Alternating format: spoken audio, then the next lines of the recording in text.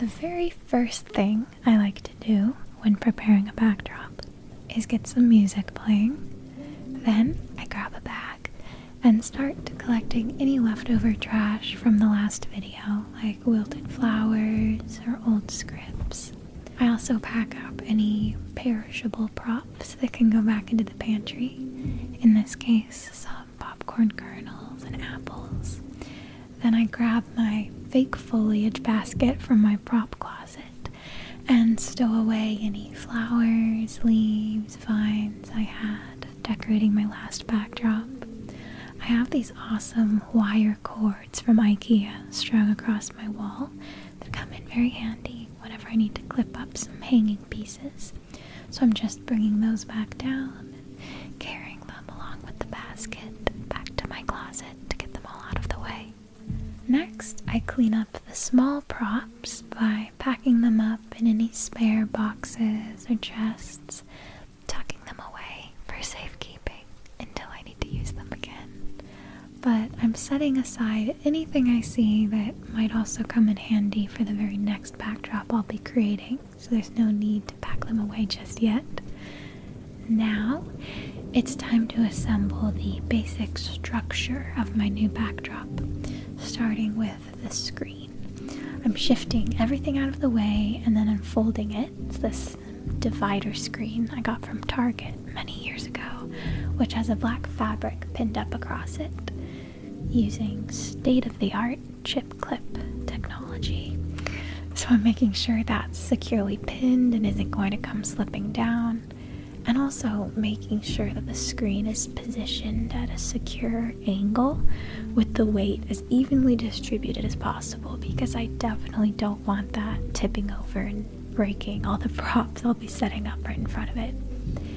Now I'm positioning these wooden chests and this wicker stool, and in the middle of them both I'm placing the seat I'll be sitting on while filming.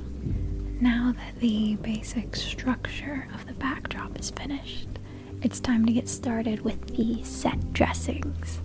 If I'm assembling a backdrop for a setting I've done already, now is when I need to pull up some reference to make sure my set doesn't look too far off from what I've already established this character's area to look like. But I am always trying to make improvements, so it's not a problem if things end up looking a little bit different. I generally like to start with the largest props first, then work my way into the smaller, more detailed items. One of the biggest props in this set is this fake book, which I've weighed down with a block of clay so it won't tip over if I accidentally bump into the table a little bit. I'm rounding off the edge with a cluster of leaves. I love this old metal scale. I'm tempted to use it in every backdrop I set up. And I really love how well the color of it is tying in with the gold script on that book. I'm trying to find the most flattering position for it and readjusting those leaves a bit to make sure they're all showing their best side. I realized that wicker stool was way too far off, so I'm pushing it in closer and checking up on my framing. I saw that I don't have any headspace whatsoever, so I went to adjust my stool lower and saw I was already on the lowest setting. So instead, I'm adjusting my tripod a touch higher.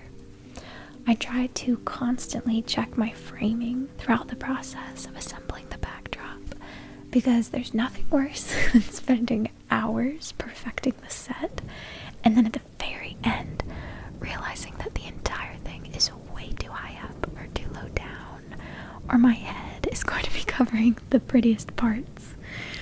I also try to make sure my best props are on either the far right or the far left, with the more general stuff in the middle, because the middle of the set you guys will only be getting brief peeks of every once in a while when I move around on the screen, whereas the sides are what really matters. They're visible for the whole video.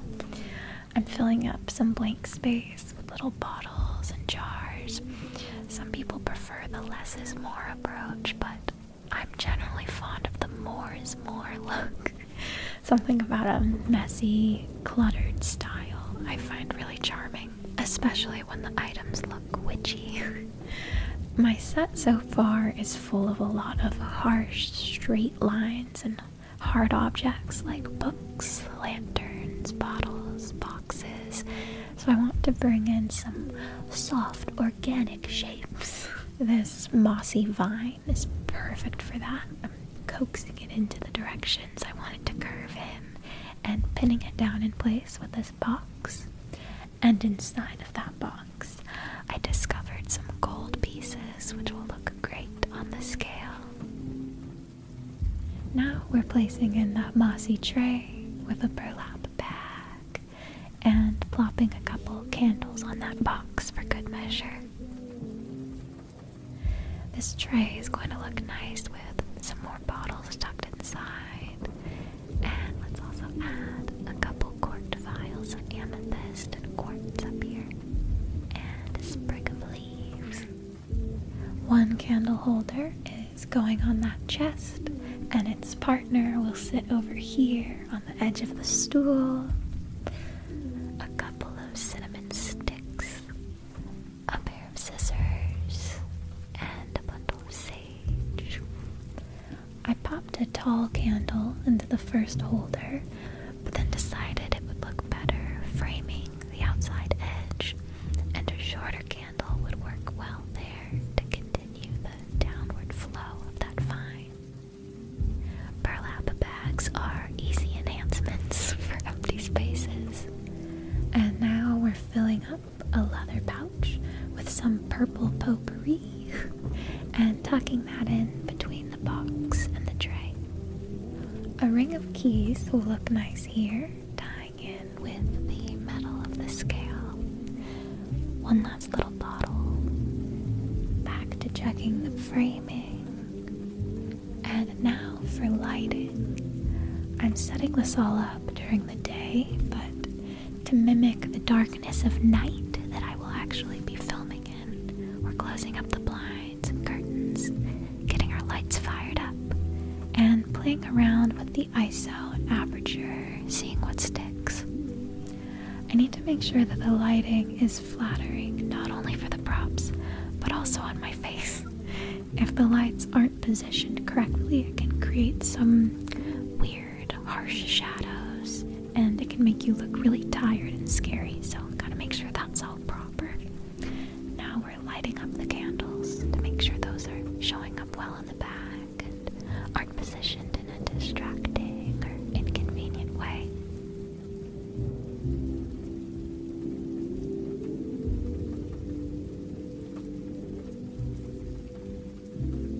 It's all looking pretty nice, but I feel like something is missing in the back right. Too much dark, empty space can feel a little ominous, and I want to make sure this set feels cozy and full, so I'm hanging up a nice flowery vine, courtesy of the chip clips, and being very careful to avoid the candles. For our last finishing touch, I'm grabbing a few bits of moss and tucking them into some areas, trying to make things look very old and overgrown.